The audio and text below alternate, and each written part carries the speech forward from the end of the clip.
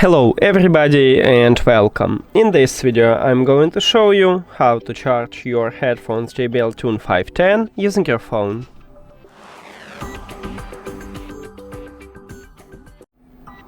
All you need to have for this is just USB-C to USB-C cable, but if your phone do not support USB-C, maybe you should have Lightning to USB-C or even micro USB to USB-C.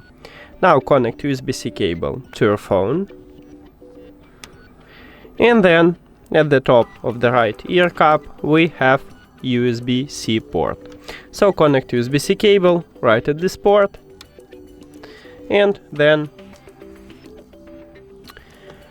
at the bottom, near to the power button, you should see this LED light. It means that your headphones are charging.